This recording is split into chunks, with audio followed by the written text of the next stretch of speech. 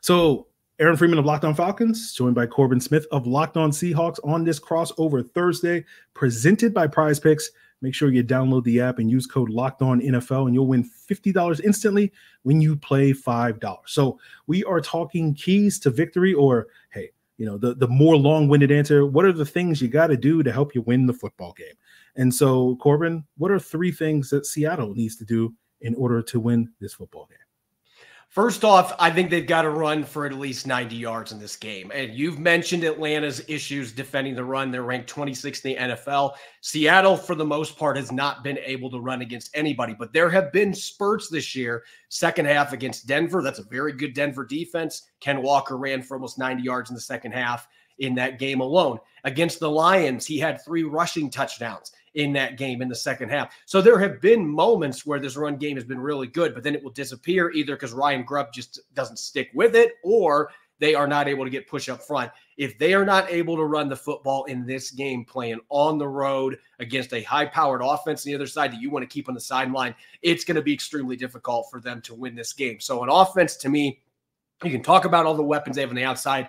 It's not going to matter. If you come in thinking you're going to sling the rock 50 times against that secondary and you're going to have success, it's going to be another loss for the Seattle Seahawks. They have got to be able to run the football. But I think defense is really where the keys to victory lie in this game. On the defensive side of the ball, this is kind of that low-hanging fruit, but Mike Macdonald's defenses normally create a lot of turnovers. That has not been the case for this defense so far. They've gotten 1 interception from Reek Woolen and Devin Witherspoon combined so far. They have not been able to generate very many turnovers, only a couple of interceptions this season, despite all the talent and the scheme that they have. They've got to find a way to coax Kirk Cousins into a pick, force a fumble. They got to get at least 2 turnovers in this game because they have consistently been losing the turnover margin. The defense needs to get some quick changes to get the ball back to Geno Smith with good field position and let the offense have an opportunity to cash in on that. And the last thing, you cannot let Bijan Robinson dominate this game. It goes back to the trenches here, run game-wise. You cannot let Robinson and Tyler Algier, for that matter, you can't let these running backs get rolling.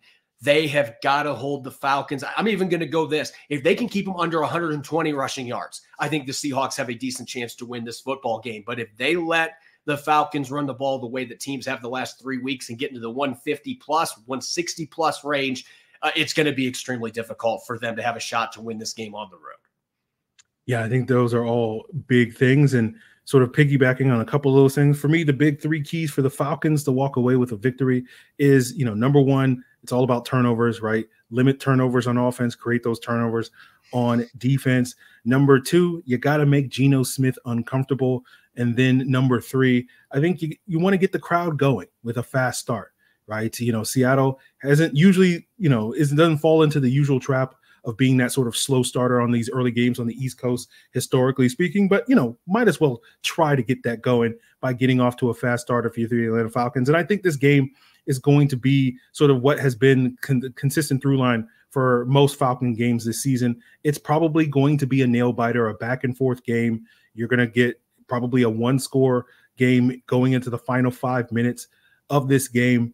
And so for me, a lot of those keys to victory for the Falcons are kind of set yourself up for success so that you can be better in a position in those closing minutes to make the plays. And so ultimately, the team that's probably going to win is the team that makes the most plays in those final 5 minutes, or potentially has the ball last and gets that last opportunity to kick that game-winning field goal or that go-ahead touchdown or whatever in the closing minutes. So I think with turnovers, if you can create turnovers, you're going to set up your team for success and limit your own turnovers. And I think with getting Geno Smith uncomfortable, going back to the point earlier with the Seattle offensive line struggling, can you get pressure on the quarterback, something that has been sorely missing from the Atlanta Falcons, as well as going back to the point where you're going to play this bend but don't break defense. And as you pointed out, Corbin, less maybe Geno Smith and more Ryan Grubb. They want to push the ball down the field and sort of, get them, and that's where the fast start, like get them behind in a game where they feel more compelled to want to push the ball down the field rather than taking what the defense is going to give them,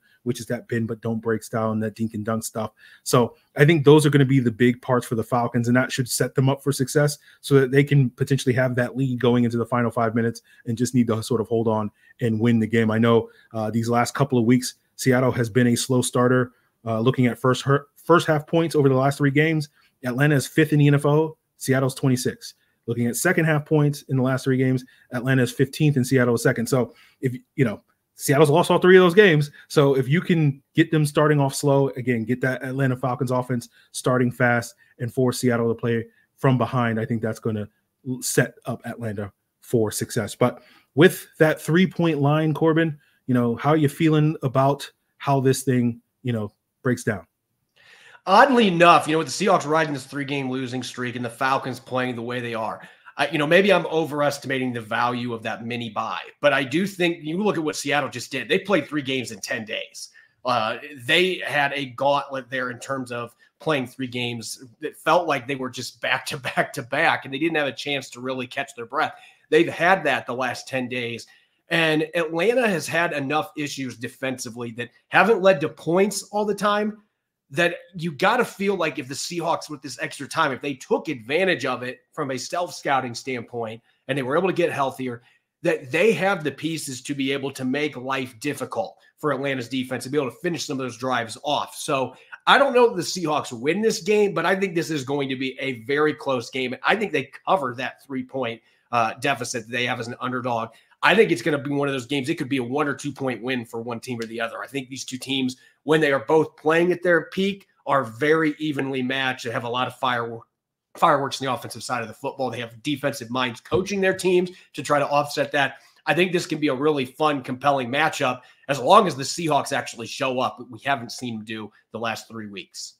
Yeah, I think that's a fair way of looking at it. Again, as I said, I think it's going to be a close game. So I think it could go either way. Obviously, I'm going to lean towards the Falcons given how they've played the last couple of weeks versus how Seattle has played the last couple of weeks in terms of covering that spread. But again, I think this may be a Younghoe Koo, walk-off sort of field goal or whatever for either one of these teams to win this game in those closing minutes. So certainly makes total sense to think that Seattle could definitely cover that 3-point spread.